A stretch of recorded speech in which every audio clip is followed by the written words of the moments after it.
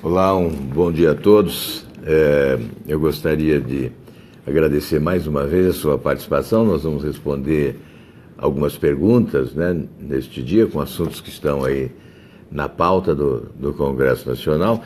A minha assessoria aqui, a Cristiane, assessora de imprensa, vai colaborar passando algumas perguntas, né, algumas perguntas que restaram das últimas indagações que fizeram, né?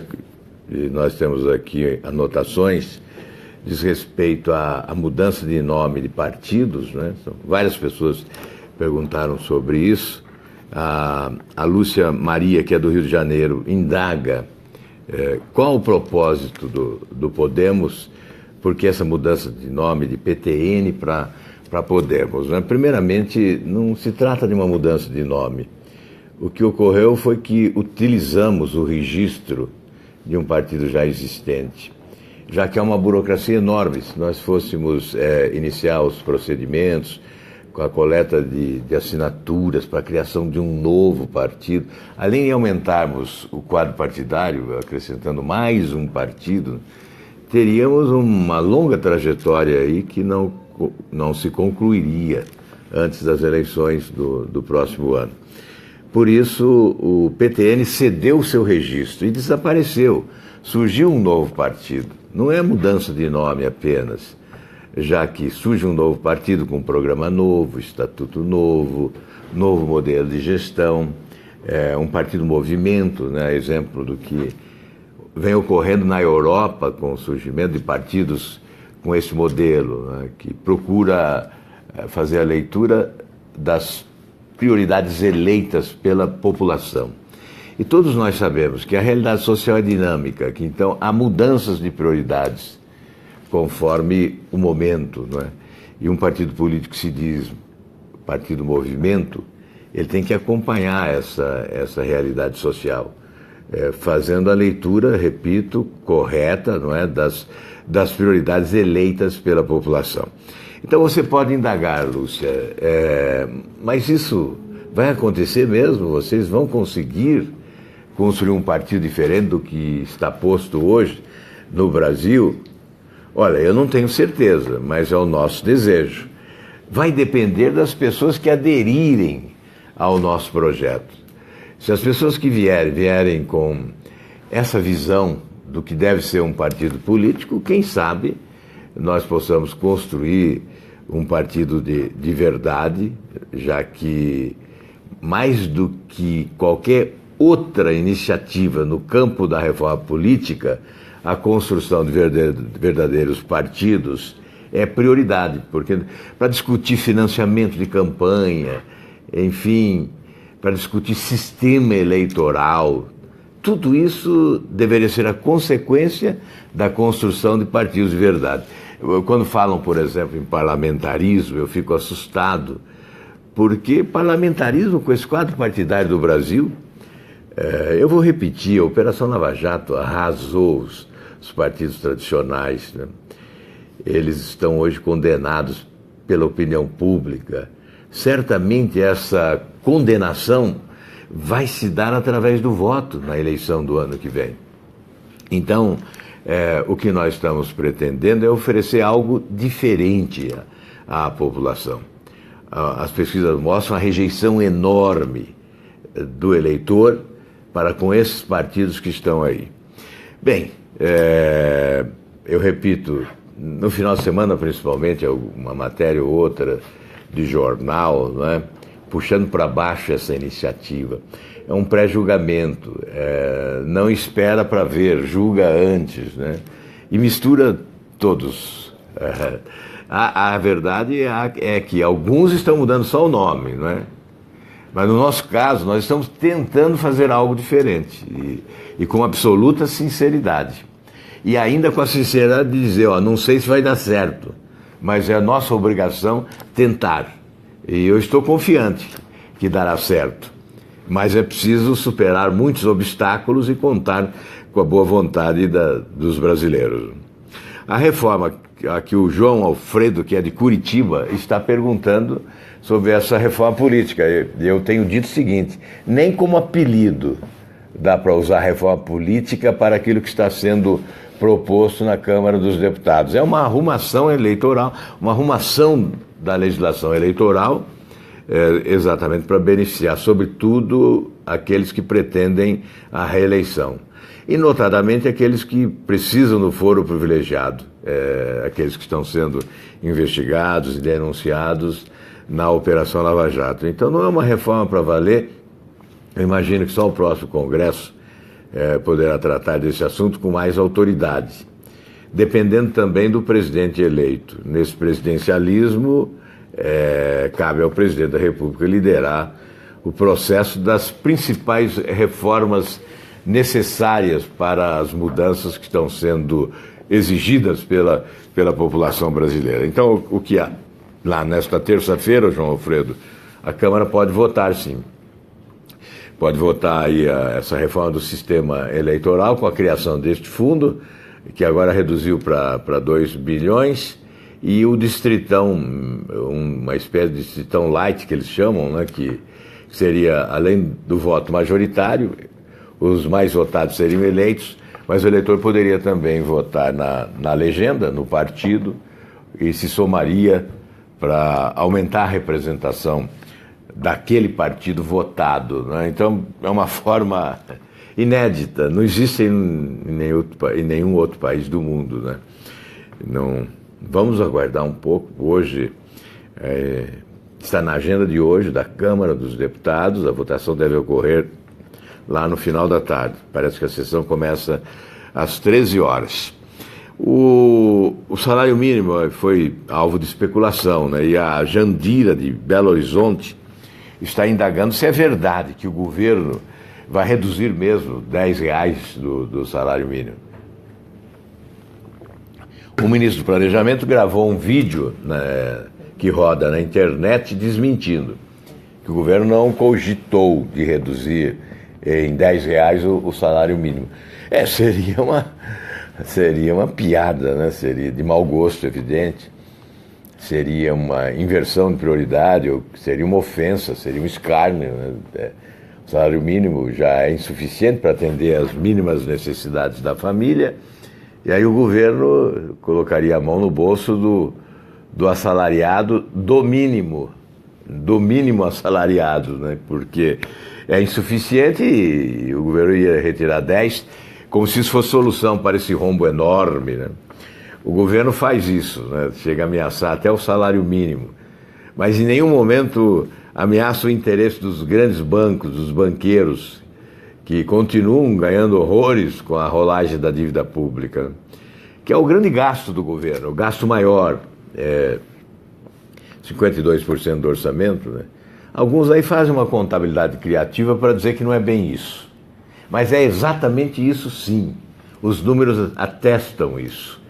A contabilidade criativa tenta dizer que apenas deve-se contabilizar como gasto, portanto, o percentual que se deveria considerar como destinado à dívida, só aquilo que diz respeito a juros, que seriam mais de 300 bilhões neste ano. E a nossa contabilidade, que não é criativa, chega a 1 trilhão e 722 bilhões, porque para a rolagem da dívida o governo lança títulos que são adquiridos por bancos. E esses títulos adquiridos por bancos, os valores ingressam no orçamento e então contam como receita. Mas uma coisa deve anular a outra. Entra como receita, mas fica como dívida, aumento de dívida. Portanto, uma coisa anula a outra. E o percentual fica aquele mesmo, de 52%. Portanto, a questão crucial é da dívida pública e o governo não considera. Ele aumenta impostos, como ocorreu recentemente, PIS, COFINS, não é? E aqui o Romero é de Salvador. Ele indaga sobre mais esse aumento de combustíveis no dia de hoje. Isso também repercute como uma bomba, não só no colo dos caminhoneiros que estão aí nas estradas protestando, revoltados, indignados, desesperançados, não é? Nós estamos vendo todos os dias, acompanhamos aqui, os caminhoneiros mandam mensagens, estamos aí no grupo de WhatsApp de caminhoneiros, eles informam, eles contam a realidade das estradas, o desespero quando bate o sono na madrugada e o caminhoneiro procura um posto para descansar e no local está um policial que o impede de estacionar, porque o local já está lotado de caminhões que chegaram antes. Esse caminhoneiro vai em frente, aí passa por um posto rodoviário e não encontra nenhum policial. Ele sente que está abandonado na madrugada, na estrada, com sono, cansado, sem segurança, sem um local para descansar. E está lá na lei que o caminhoneiro tem direito a esse local para o repouso, já que ele não pode trafegar pelas rodovias 12, 18, 20 horas, sem parar e sem descansar. Mas essa é a realidade dele. E quando ele chegar em casa, se chegar, né, porque cansado, com sono, ele corre o risco de, inclusive, ser responsável por acidentes fatais, né, como tem ocorrido. Então, seres humanos são, lamentavelmente, atingidos violentamente pela incúria administrativa, pela irresponsabilidade dos governantes, que não oferecem a mínima condição para o exercício de uma atividade tão importante para o país como essa, dos transportadores. Aliás, só o caminhão chega em determinadas localidades, o avião não chega, o trem não chega, o navio não chega. Então é indispensável esse transporte através das carretas, dos caminhões, pelas estradas. Por essa razão, nós focalizamos muito esse tema. Agora, principalmente, no dia de hoje, com esse aumento de combustíveis, há uma revolta no ar, os caminhoneiros estão revoltados, né? E não há como se possa admitir, né, o governo tentar tapar buracos do déficit, tapar buracos da incompetência administrativa e da corrupção, sacrificando aqueles que mais necessitam, com o aumento de impostos e, neste caso, o aumento dos combustíveis. Assaltaram a Petrobras. Certamente nós não teríamos esses aumentos abusivos agora se não tivesse sido a Petrobras assaltada pelos ladrões do dinheiro público que se organizaram numa quadrilha que assaltou o país, né? Uma organização criminosa que, em nome de um projeto de poder de longo prazo, talvez, mas que deu espaço para o enriquecimento ilícito de alguns estão presos, né? Estão lá na cadeia em Curitiba e em outras localidades aí do país, estão presos. Mas não há prisão que seja suficiente para restituir ao brasileiro o que dele se arrancou através do roubo desenfreado nos últimos anos. Roubaram demais. E aí é preciso fazer essa relação. Esses ladrões são assassinos porque, quando roubaram, transformaram as nossas estradas em estradas temerárias, esburacadas, propícias para acidentes fatais com morte. Ao roubarem, retiraram o dinheiro da segurança pública. E com isso, o que fizeram? Mataram. Porque há viúvas, há viúvos, há órfãos, há pais desesperados porque perderam filhos, na violência da noite, na violência do assalto praticado. Enfim, são seres humanos que partem muito cedo, muitas vezes, policiais que são assassinados, partem muito cedo porque não há segurança. E não há segurança porque roubaram o dinheiro que deveria ser destinado a melhorar o salário do policial, a equipar as polícias de todas as esferas, Polícia Federal, Polícia Militar, Polícia Civil.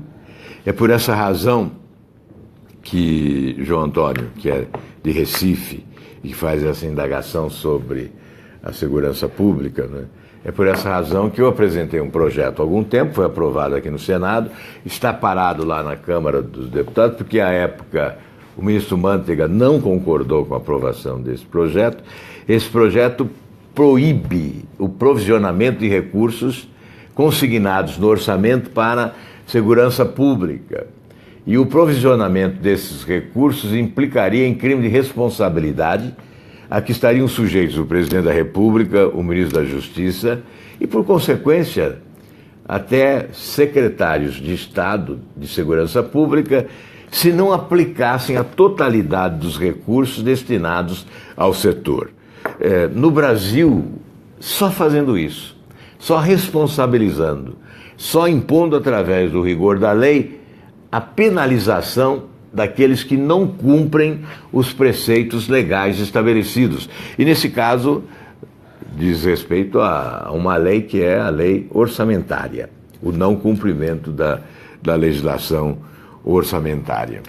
Enfim, a segurança pública se transformou no item número 1 das prioridades das preocupações da população brasileira, exatamente pelo descaso dos nossos governantes.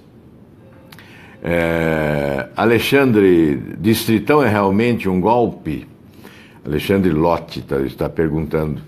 Ô Alexandre, é uma esperteza, sim, não deixa de ser.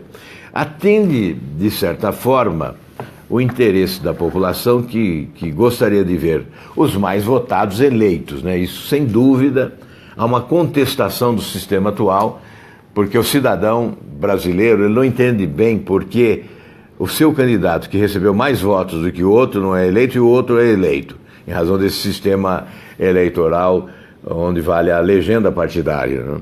Mas, sem dúvida, neste momento, quando há parlamentares investigados e quando se cria um fundo eleitoral, o Distritão soa como golpe, porque ele vem para dar sustentação ao fundo eleitoral e facilitar a distribuição dos recursos do fundo eleitoral, beneficiando, sobretudo, os atuais deputados. Aqui o Clenir Begnini, o senhor é mesmo pré-candidato à presidência? Olha, Clenir, embora alguns jornalistas tentam esconder o fato, ocorre que há um partido que está sendo construído, não é um partido nanico, porque ele já tem um bom número de parlamentares, deputados, senadores e filiados em todo o Brasil, que é o Podemos, embora um mês e meio de existência, já nasce com essa força, não é? E lançou uma candidatura, que eu fui convocado a ser candidato pelo Podemos, sim. Portanto, há uma pré-candidatura, nós estamos aguardando a alteração na legislação, mas tudo indica que essa candidatura será oficializada no momento adequado, permitido pela legislação. É uma responsabilidade apresentar projetos alternativos para a população. Eu nunca concordei com a história de que o povo não sabe votar. Até há um lance interessante, que quando eu era deputado federal, ainda bastante jovem, o Pelé estava no auge, e ele disse que o Pelé chegou a afirmar que o brasileiro não sabia votar. E um jornalista, até o nome dele é Marcondes, era da Folha de São Paulo, ele me pediu uma frase sobre a opinião do Pelé.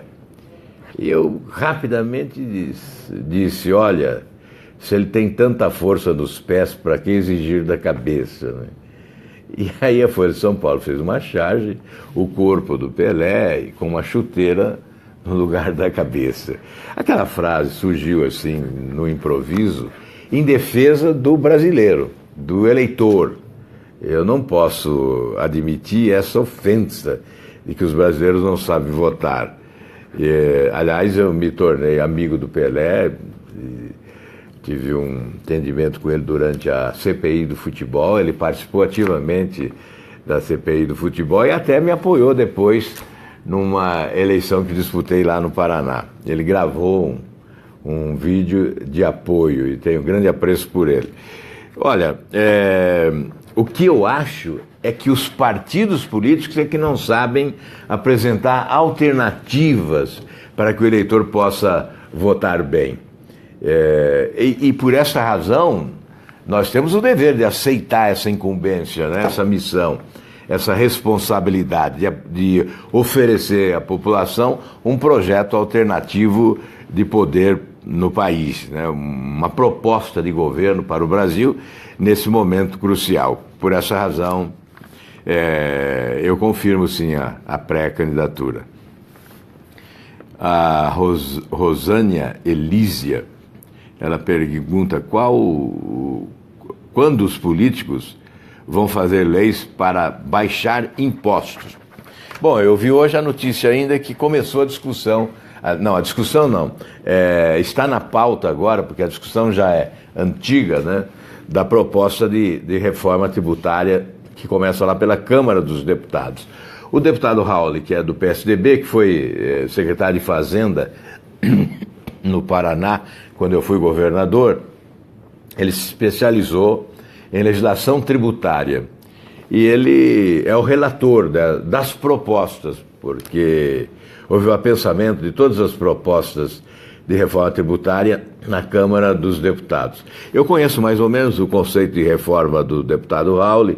Ele é favorável à redução dos impostos, né, das tarifas, das alíquotas, redução significativa. Nós não teríamos mais do que 4 ou 5 impostos no país. E a redução da carga tributária. Portanto, mais uma vez se discute a reforma tributária, surge a esperança de que será possível um modelo tributário moderno, compatível com a realidade econômica e social, que se aproxime um pouco do modelo europeu, do modelo americano, que são modelos tributários mais modernos, né? O nosso fica aí, não na condição de terceiro mundo, pode ser de quarto mundo, de quinto mundo, porque é um modelo atrasado, que inclusive nos desfavorece quando competimos com os concorrentes internacionais na comercialização dos nossos produtos, além das barreiras alfandegárias, não alfandegárias, que sacrificam principalmente o produtor rural brasileiro. Nós temos um modelo tributário que nos desfavorece enormemente, por isso a reforma tributária é fundamental. Daí está a resposta à pergunta da Rosânia Elísia. A Mônica Lima: podemos resolver o problema das urnas eletrônicas antes de 2018? A palavra agora está lá com o TSE, né, porque o Congresso aprovou a mudança, a exigência do voto impresso como prova do voto eletrônico, né, que fica à disposição de quem eventualmente pedir uma auditoria no resultado das eleições, né? Então, vai depender. A alegação é que faltam recursos e que estava se buscando orçamento para poder cumprir a legislação atual, né? O Reginaldo, o senhor acha que deve existir um fundo partidário? Eu quando fui dirigente partidário, e fui muitos anos, né, principalmente no início da minha trajetória política, fui muitos anos presidente do PMDB do Paraná, depois fui presidente nacional do PST, né, partido que nós criamos, que depois se transformou no PP. Eu me tornei presidente nacional do PP e mesmo como presidente saí do partido por não concordar com o que estava acontecendo, né, com as adesões que ocorriam naquele momento. E aquela época, por exemplo, quando eu vinha a Brasília, eu pagava do meu próprio bolso a passagem. E não havia fundo partidário suficiente para as despesas do partido. Havia um fundo partidário, mas ele era limitado, bastante econômico, não é? Não havia esse montante significativo de hoje, né, que revolta a população. Então, eu acho que pode existir um fundo partidário honesto, né, para as despesas mínimas, mas com o quadro partidário atual é impossível. É por essa razão que eu digo sempre que uma reforma política tem que começar com rigor implacável em relação à organização partidária. Normas rigorosas para a organização de partidos, com a limitação não do número de partidos, não do número dos partidos existentes como defesa de causas, de bandeiras. Um partido quer defender a ecologia, a preservação do meio ambiente, outro partido quer focar na questão da cidadania, enfim, é possível partidos que representam causas, mas se eles não possuem votos suficientes, se eles não alcançam um percentual de votos que a lei exigiria para ele se constituir como partido representado no Poder Legislativo, apto a receber recursos do fundo partidário e também ter espaço no rádio e na TV nos horários gratuitos, não é? Se essa legislação for rigorosa, é possível. Porque aí nós teríamos o quê? 5 ou 6 partidos com a primazia de ter recursos do fundo partidário. Aí teríamos um fundo partidário extremamente limitado, né? E também acesso à rádio e televisão de poucos partidos e não dessa quantidade enorme. Hoje são 35 partidos, né, registrados no TSE que têm direito ao fundo partidário e a tempo de rádio e de televisão. Isso é uma esculhambação, né? Isso desanima, isso nos coloca para baixo.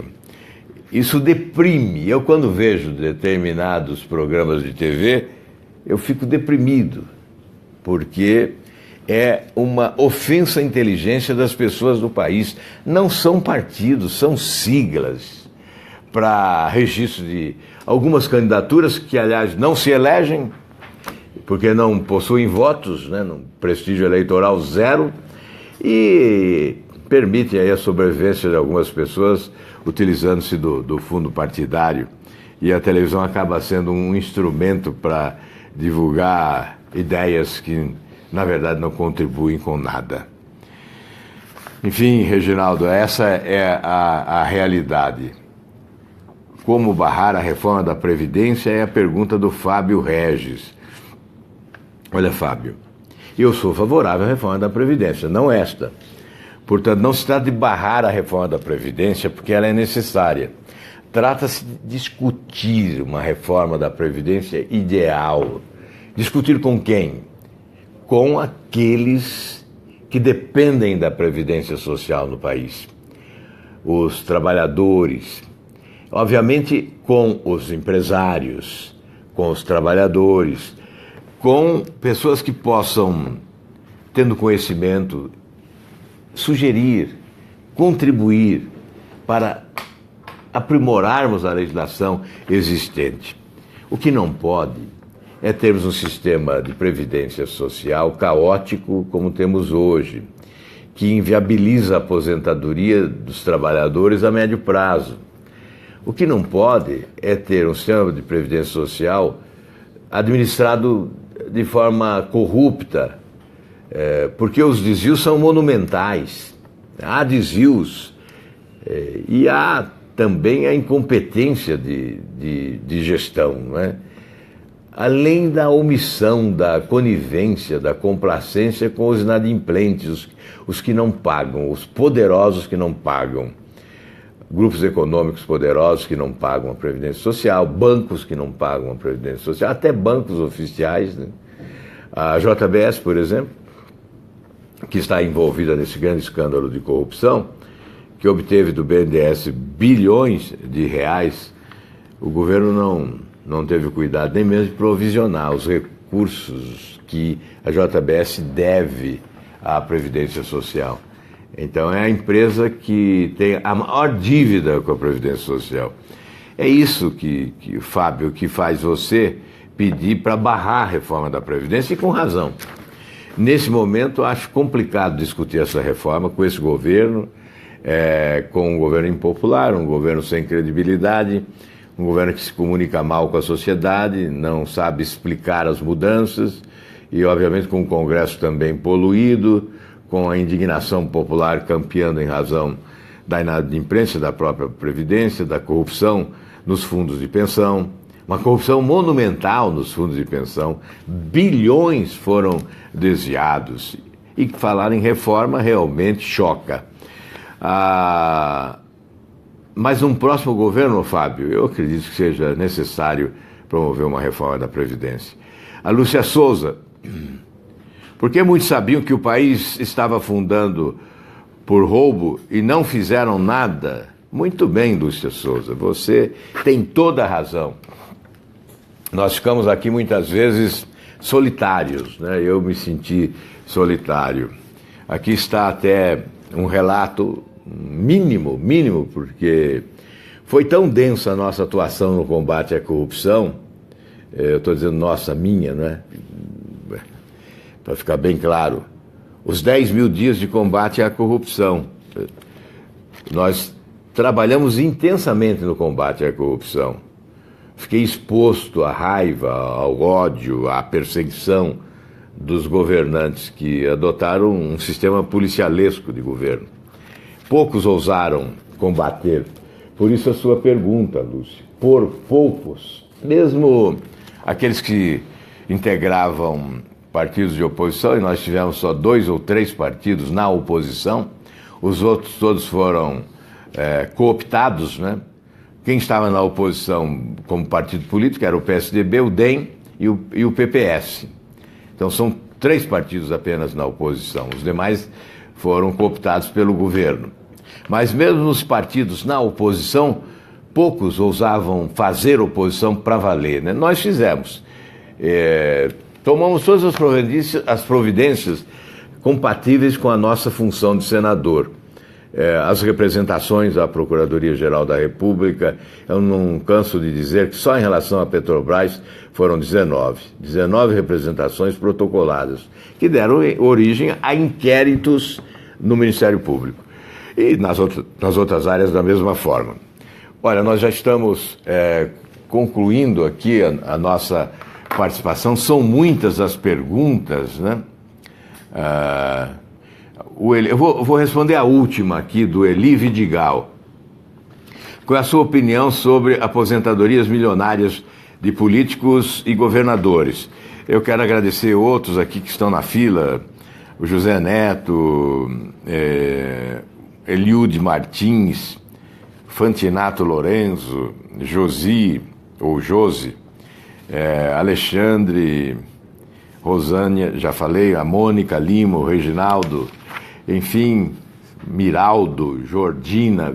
Desculpe aí, felizmente são muitas as participações e nós não temos condições de responder a todas as questões. Esta aqui do Eli Vidigal.